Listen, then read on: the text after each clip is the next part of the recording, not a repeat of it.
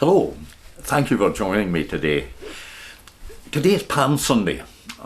It's surely a classic example of just how fickle people can be. One week the crowd are shouting Hosanna, and yet 5 days later it's Crucify, from hero to villain in such a short space of time. I wonder, were the crowd disappointed in Jesus? Probably. Were they hoping he would end Roman rule? Probably. Were they influenced by the religious leaders who were plotting to get rid of Jesus anyway? Probably. But it's incredible that in a short space of time their opinions would change so quickly, yet should we be surprised? Think how quickly our own celebrities fall from grace. People can be fickle. What did the disciples think as they watched Jesus being acclaimed by the crowd on that first Palm Sunday? They probably saw a big future for themselves. If Jesus really was going to overthrow the Roman rule, then it was good for them. Their future would surely be secure.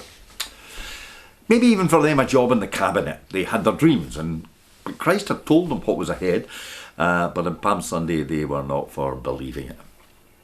He arrived on a donkey, and doubtless that too was making a statement.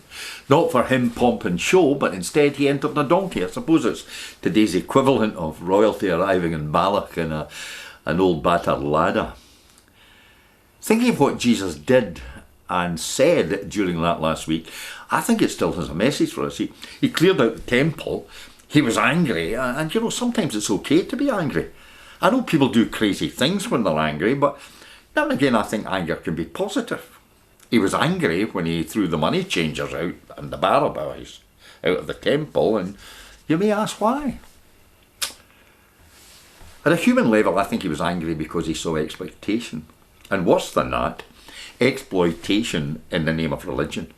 It was a racket, and Jesus wanted none of it. He was angry, and justifiably so.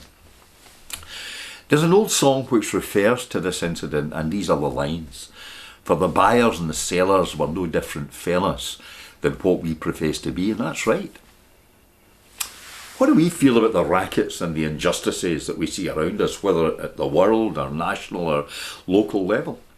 Do we feel anger when we see the level of poverty that many people have to live in? Do we feel angry when we see the mental and physical abuse that's laid on some of our children? Do we feel angry when we see the world leaders oppressing the people they claim to serve? Because we should. And now and again I think it's good to be angry. In fact, the way the world is, the country is, the community is, I think there's something seriously wrong with us if now and again we don't feel angry. I hope you think of this at the beginning of the week that has a special significance for Christian people all throughout the world. A week, Holy Week it's called, but a week that perhaps changed the world. Again, thanks for listening to me today.